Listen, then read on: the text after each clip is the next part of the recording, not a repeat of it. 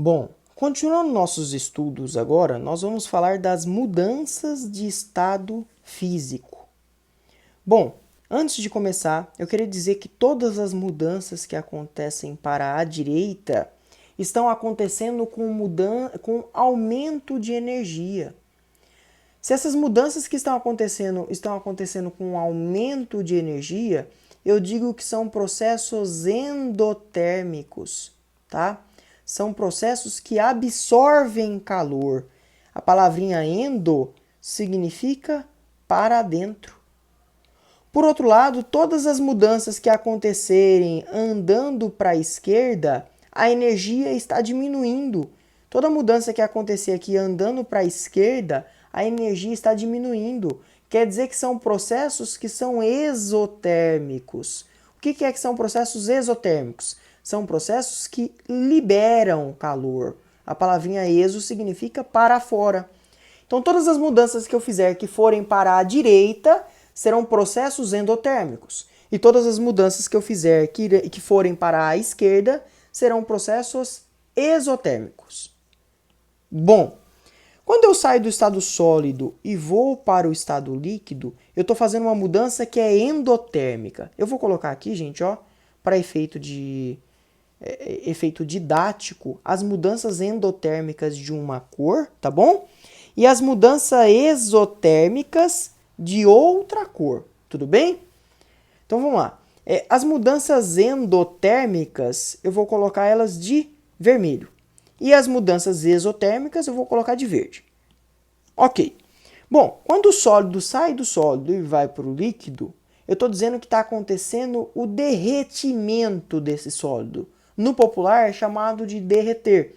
Mas o nome correto para essa mudança de estado físico é fusão.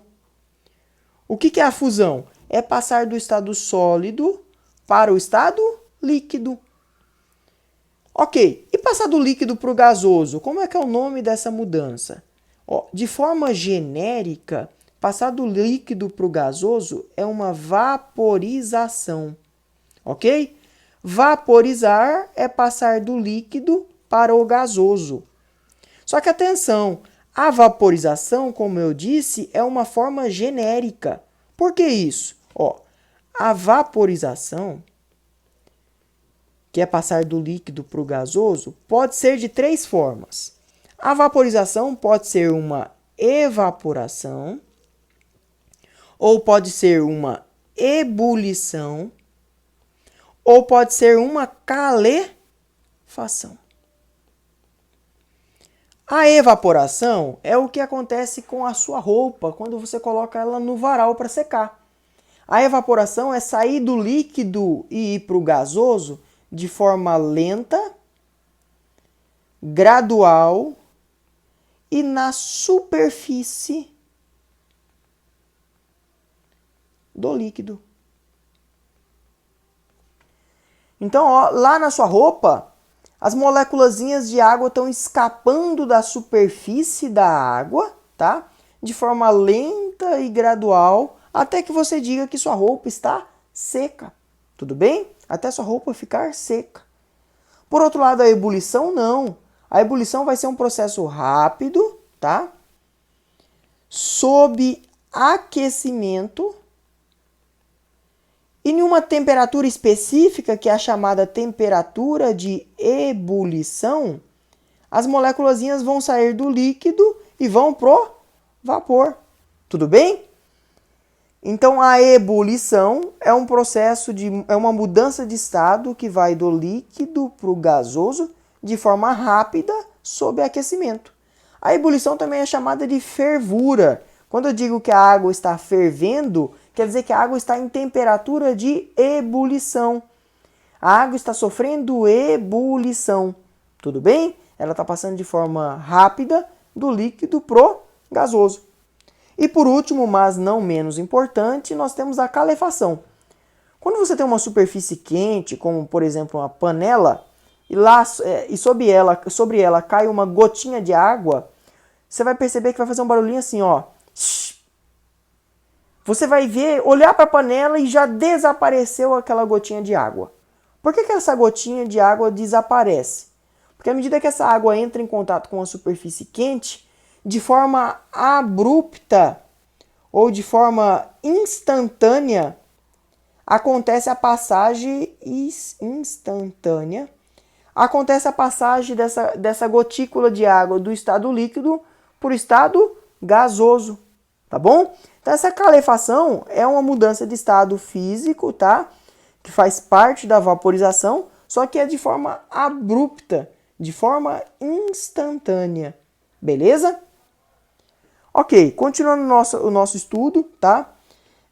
Ainda falando das transformações endotérmicas para a direita, a última transformação endotérmica que nós vamos ver aqui agora é sair do sólido e ir direto pro gasoso.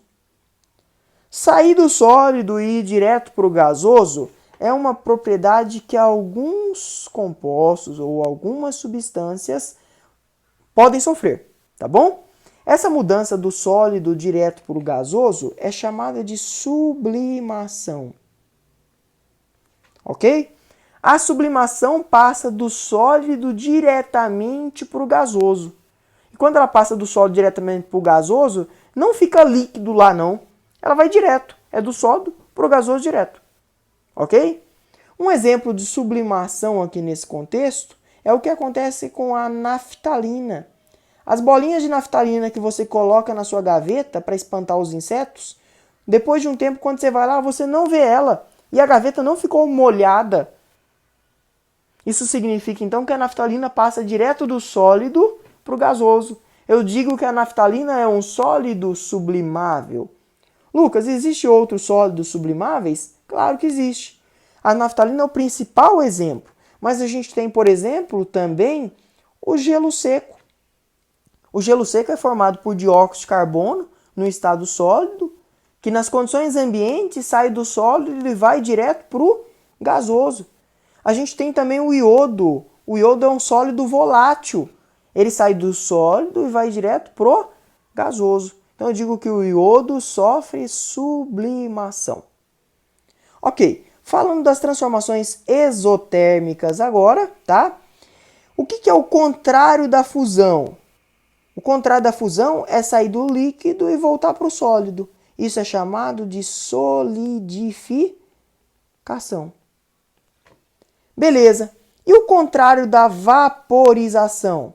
O contrário da vaporização é a condensação ou a liquefação. Sair do gasoso e ir para líquido é sofrer condensação ou sofrer liquefação. E por último agora, sair do gasoso e ir para o sólido, que é o contrário da sublimação, sair do gasoso e ir para o sólido, que é o contrário da sublimação, é chamado de sublimação reversa, ou simplesmente chamado de ressublimação. Coloquei entre parênteses aqui, mas é tudo junto, tá? Ou simplesmente chamado de ressublimação. A ressublimação é uma sublimação reversa. Ô Lucas, por que você colocou entre parênteses? Porque a ressublimação ou a sublimação reversa também pode ser chamada de simplesmente sublimação. É isso mesmo que você está pensando. Sair do sólido e ir para o gasoso é chamado de sublimação, e sair do gasoso e voltar para o sólido também pode ser chamado de sublimação. Mas eu não gosto muito desse nome, não. Eu particularmente prefiro chamar isso de sublimação reversa ou de ressublimação. Bom, o estado gasoso que nós falamos ali agora não é simplesmente um único estado. O estado gasoso, na verdade, ele é subdividido em duas fases. A fase vapor e a fase gás. Tá? Eu vou colocar de lado, acho que fica melhor. A fase vapor, quem que é vapor, quem que é gás, qual a diferença? De forma simples, a gente consegue diferenciar quem é vapor e quem é gás. E não errar na hora de falar. O estado gasoso, na verdade, ele é dividido na fase vapor e na fase gás. Dependendo da temperatura, vai ser vapor. Dependendo da temperatura, não vai ser vapor, vai ser gás. E a gente tem que saber diferir isso de forma simples. Nesse momento, para a gente diferir isso de forma simples, o que vai ser um vapor? São substâncias que são sólidas ou líquidas. Então, sólidos ou líquidos nas condições ambientes de temperatura e pressão são vapor. Então, se eu pegar um sólido, por exemplo, cloreto de sódio, ou se eu pegar água, que nas condições ambientes ela está no estado líquido, se eu aquecer ela não passa a ser gás, ela passa a ser vapor. Por quê? Porque ela é sólida ou líquida nas condições ambientes. Se você não lembra, quais são as condições ambientes? 25 graus Celsius e 1 atm. 25 graus Celsius e 1 atm são as condições ambientes de temperatura e pressão. Beleza, e quem é gás? Quem nas condições ambientes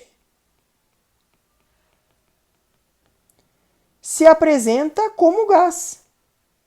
Então, nas condições ambientes, quem já está no estado gasoso, a gente classifica como gás. Ok?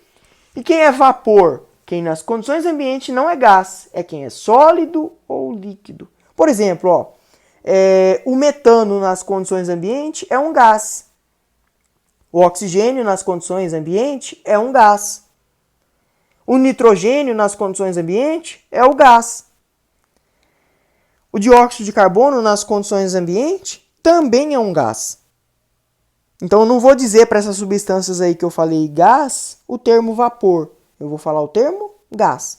Agora quando eu estiver falando da água ou de qualquer outro líquido a 25 graus e 1 atm ou de qualquer outro sólido a 25 graus e 1 atm, quando eu falar que ele passou para o estado gasoso, eu não vou falar mais que ele foi para o gás. Eu vou falar que ele foi para o estado de vapor. Tudo bem? E mais uma coisa para completar aqui, tá? Eu queria definir alguns conceitos que acontecem no mundo real. Por exemplo, todas as transformações do ciclo hidrológico são transformações físicas. São mudanças de estado físico. Essas transformações do ciclo hidrológico, que são transformações físicas, têm um nome associado a elas. Por exemplo, quando eu falo do granizo, o que é granizo? As pessoas costumam falar, tá chovendo gelo, tá chovendo pedra de gelo aqui em casa. O que é isso?